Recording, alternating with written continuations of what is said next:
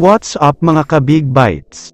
Rockets coach ban na, nahuli ang pangdaraya. Pero bago ka sana magpatuloy sa panunood ay huwag mong kalimutang mag-subscribe sa aking YouTube channel.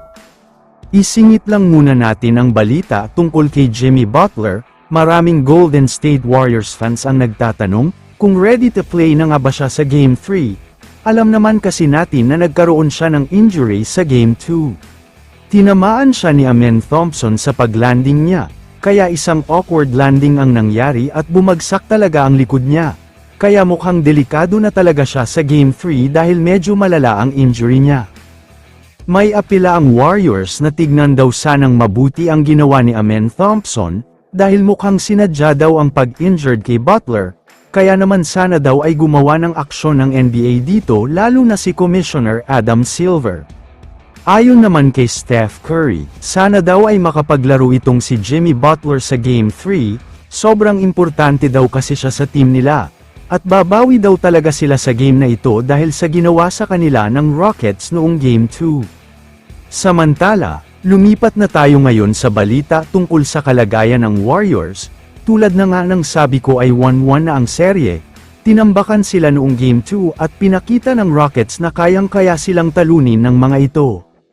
Doubtful at questionable pa ang playing status ni Butler, kaya kahit gustong-gusto ni Curry na makapaglaro siya, wala pang kasiguraduhan ito dahil malala ang injury niya, kaya maraming nagtatanong kung paano pa mananalo ang Warriors. Pero mukhang may chance sila sa Game 3, dahil nga may mga lumalabas na post sa social media, na sinasabing magkaroon daw ng heavy suspension or ban ang Rockets head coach na si Ime Udoka dahil sa ginawa niya.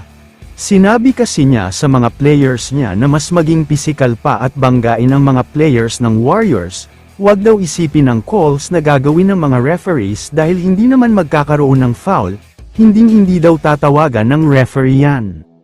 Mukhang nakalimutan niya na nakakabit ang mic sa kanya, kaya naman ayon sa multiple sources ay may paglabag ito sa patakaran, dahil nga mukhang binayaran nila ang mga referees dahil sobrang confident talaga sila na walang itatawag na foul. Kaya kung napansin nyo ay sobrang dikit na ang depensa kay Steph pero wala pa din foul, kaya sa Game 3 ay posibleng magkaroon ng ban ang coach, at ang mas masaklap pa ay posibleng pati ibang dirty players ay suspended or ban na din. Kaya naman kung kayo ang tatanungin, ano ang masasabi nyo sa balitang ito?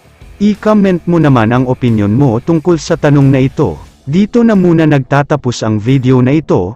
Maraming salamat sa panunood mga ka-Big Bites. God bless sa inyong lahat.